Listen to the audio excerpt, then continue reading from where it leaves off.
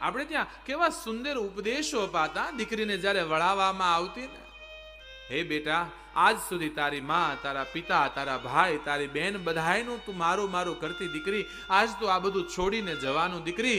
આજથી કાલથી તારે તારું સાસરિયું એ જ સાચું ઘર છે. તારી માં તારા માટે લાખ રૂપિયાની હશે બેટા, પણ સાસુ તારે 1.25 લાખની થવાની દીકરી. પિયરની માયા મૂકી અને હવે સાસરીએ જાઓ. દીકરી જેવો ત્યાગ કોણ કરી શકે આ જગતમાં? એકવાર 4 ફેરા દીકરીને ફેરવી દો, બધું પરાયું કરીને મૂકી જાય છે.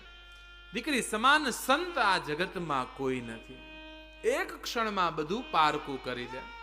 એ લગ્ન થઈ અને સાસરીએ ગયો અને બીજા દિવસે દીકરીને તેડી આવો અને આવે એના પિતાને કે પપ્પા, તમારે અહીંયા એક ઓસરીએ 3 ઘર છે ને, અમારે તો એક ઓસરીએ 6 ઘર છે.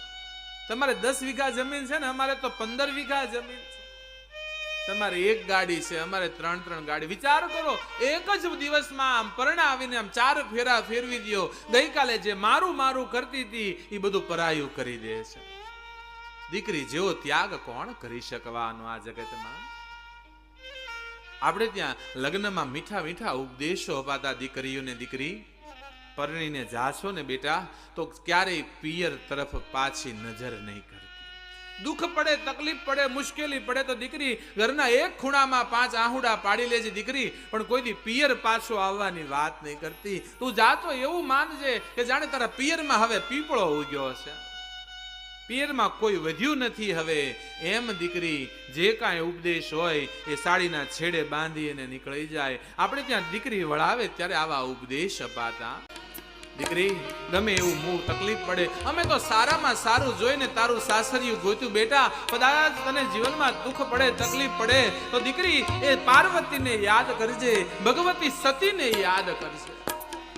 સીતાને શું દુઃખ નહોતા પડ્યા જીવનમાં દીકરી, તેમ છતાંય સીતાએ કોઈ પિયર તરફ નજર નહોતી કરી. આમ સીતા અને પાર્વતીની કહેવાય છે ઉપદેશો શિખામણો દેવામાં આવતી. ગમે એવું હોય તો પિયરમાં ઝાડવા છે, પિયરમાં પીપળો ઉગ્યો, કોઈ વાહે વધ્યું નથી એમ માની દીકરી કોઈ પિયર તરફ નજર નહીં કરતી. બાપના ઘેર પાછો આવવાનો વિચાર. ગમે એવી દીકરી હોય ને, ગમે એટલી દીકરી ગમે લાડકોડમાં ઉછરી હોય ને, જોજો આપણામાં કહેવત હતી કે દીકરીની ચિતા તો શમશાનમાં સાસરીએ સળગે ઈ જ સારું લાગે. દીકરીની ચિતા તો સાસરીએ સળગે ઈ જ સારું લાગે, પિયરમાં ન સારું લાગે. 5 દી આવે બરાબર છે, દીકરીઓ રિહામણે આવે ને સમજાવજો બેટા અમે તો સારામાં સારું જોયું, પણ જેવું તારું નસીબ દીકરી પડ્યું પાનું નિભાવી લેજે. અને આ માતાઓએ નિભાવ્યું ને, આ બધી માતાઓને જો શું હતું સુખ?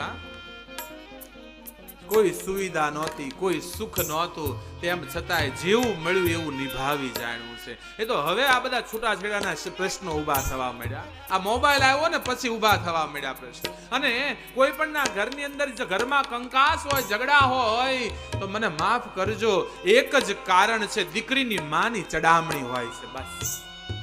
દીકરીની માં ચડાવ્યા કરે, દીકરીની મોટી બેન ચડાવ્યા કરે ને એટલે જ દીકરીના ઘરમાં સંસારમાં આગ લાગતી હોય છે. વિચાર કરો આ કયા દેશના આપણે છીએ? વિચાર કરો સીતાને પરણીને સાસરીએ શું સુખ મળ્યું હતું, તેમ છતાંય ક્યારેય ફરિયાદ નથી કરી દીકરીએ સીતાએ. તમારી દીકરીને આવા ઉપદેશ આપજો. એક બાજુ પિયરનું પાનેતર હોય અને માથે સાસરિયાની ચુંદડી ઓઢી હોય, બંને કુટુંબની આબરૂ લઈને દીકરી નીકળતી હોય છે. 2 પરિવારની લાજ દીકરીની માથે હોય. અને દીકરી બાપનું ઘર મૂકીને જતી હોય ને, હસતી ખેલતી રમતી દીકરી જ્યારે બાપનું ઘર છોડે, ઉંબરો મૂકવાનો વારો આવે ને અને દીકરી રડતી હોય ને, એ રડવાનો અવાજ કાંઈક અલગ હોય છે. એનાથી ન રડવું હોય તો રડાય જાય. કઠોર હૃદયનો, પથ્થર દિલનો કદાચ પિતા હોય, આંખમાં આંસુ ન આવે પણ દીકરી સાસરીએ જતી હોય ને ઈ બાપથી રડાય છે. હિમાલય જેવો હિમાલય આજ પાર્વતીને વળાવતા રડી રહ્યો છે. મારી દીકરી જાય છે. જનક રાજ, વિદેહરાજ જનક, જે આ જગતને મિથ્યા જાણનારો આવો જનક જ્યારે સીતાને વળાવે ને ત્યારે જનકની કહેવાય છે આંખો અશ્રુએ રડી છે.